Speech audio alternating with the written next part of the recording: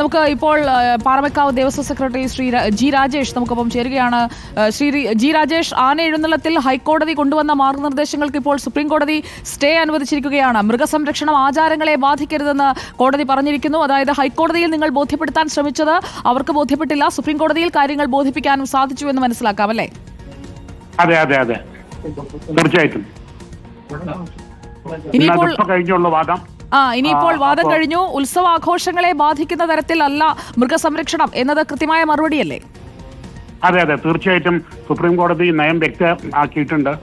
നേരത്തെ ഇത് പലതവണ പറഞ്ഞിട്ടുണ്ട്, ഈ ആചാരാനുഷ്ഠാനങ്ങളിൽ കോടതികൾ ഇടപെടരുത് എന്നുള്ള ആ ധ്വനിയിലുള്ള പല ഉത്തരവുകൾ നേരത്തെയും വന്നിട്ടുള്ളതാണ്. അതേ നിലയ്ക്കുള്ള വിധിയാണ് ഇപ്പോൾ വന്നിട്ടുള്ളത്.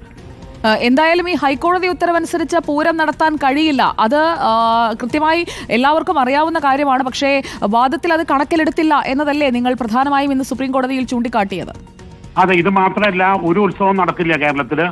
അപ്പൊ അതൊക്കെ ചൂണ്ടിക്കാണിച്ചിട്ടുണ്ട്. എല്ലാ ഉത്സവങ്ങളും എല്ലാ പൂരങ്ങളും നടക്കണം എന്നുള്ള നിലയ്ക്കാണ്.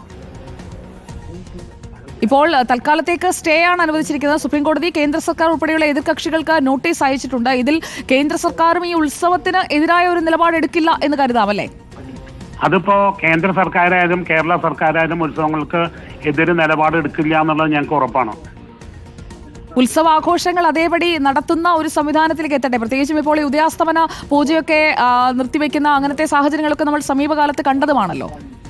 അതെ അതെ അതെ, അപ്പൊ ഇത്തരം ആചാരങ്ങളിൽ നിന്നും മാറിപ്പോരുത് എന്നുള്ള ഉദ്ദേശം തന്നെയാണ് സുപ്രീം കോടതിക്ക് എന്നും ഉണ്ടായിട്ടുള്ള നിലപാട്.